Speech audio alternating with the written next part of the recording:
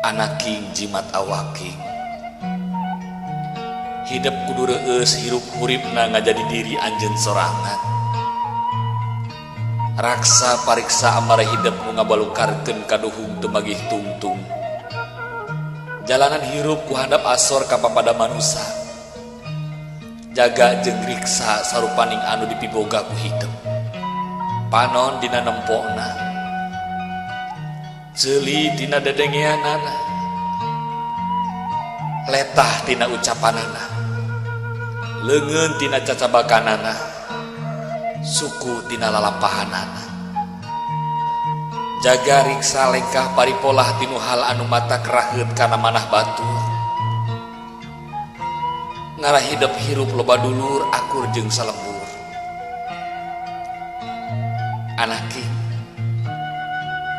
ulah pohon jaga riksa kaluhungan alam dunia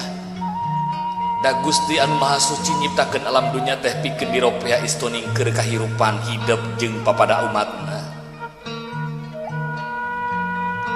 anaking jimat awaking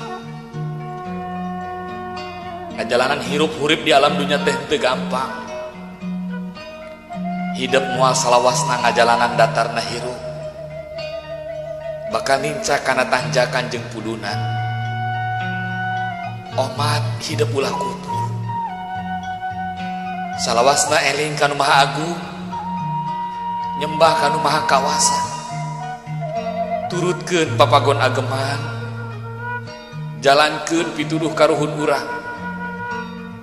anaki jimat awaking dina unggal renghap nu jadi indung bapa keluar doa anu mustajab pikeun anak-anak nangara hirup pinanggih jeung kabagjaan kajebaran pikeun pibekeleun dina ngoni ngajalanan sagara kahirupan di alam dunya omat anaking hidup kudu silih asah silih asih silih asuh silih talingakeun nyadiri silih simbeuhnya kadeudeung deheuskeun duduluran raketkeun babarayaan ulah rek pakia-kia ulah rek pasalia paham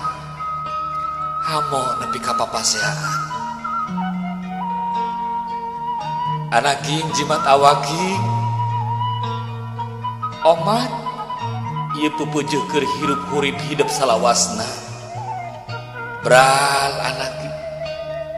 jalanan hirup hurip hidup sugan jeung sugan hidup bisa ngajadikeun diri hidup jadi manusia anu